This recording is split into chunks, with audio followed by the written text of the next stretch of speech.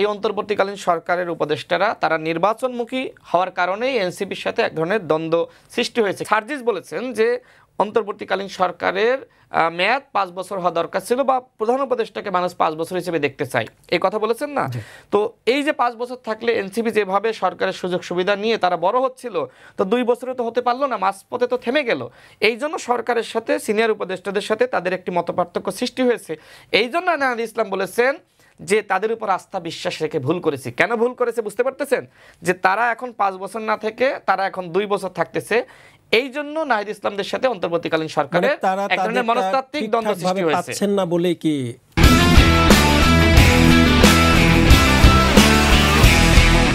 বলা যায় তারা মূলত ওই যে 5 বছর থাকার কথা ছিল, বা আপনার এনসিপি আগে যেভাবে আপনার উপদেষ্টাদের কাছ থেকে সুযোগ সুবিধা পাচ্ছিল, বা উপদেষ্টারা যেভাবে এনসিপির কথাগুলো শুনছিল, তাদের নেতৃবৃন্দর কথা এখন শুনতেছে না। মূলত এই অন্তর্বর্তীকালীন সরকারের উপদেষ্টারা তারা নির্বাচনমুখী হওয়ার কারণেই এনসিপির সাথে এক ধরনের দ্বন্দ্ব সৃষ্টি হয়েছে। কিন্তু আমার প্রশ্ন হলো, এই সরকার তো আপনাদের সরকার, এই উপদেষ্টাদেরকে আপনারা নিয়োজিত করেছেন। দেখেন এখন দেখছি এই উপদেষ্টারাই কিন্তু নাহিদ ইসলামের বক্তব্যের কাউন্টার দিচ্ছে। আজকে দেখলাম অন্তর্বর্তীকালীন সরকারের আইন উপদেষ্টা বললেন আপনাদেরকে নাম প্রকাশ করতে হবে, আমরা সেফ এক্সিট খুঁজছে না। আমিও নাহিদ ইসলামকে বলেছিলাম আপনাকে অবশ্যই এই নামগুলো প্রকাশ করতে হবে, অন্যথায় আমরা ধরেই নিব আপনার বক্তব্য রাজনৈতিক বক্তব্য, আপনার বক্তব্যের কোনো সত্যতা নাই।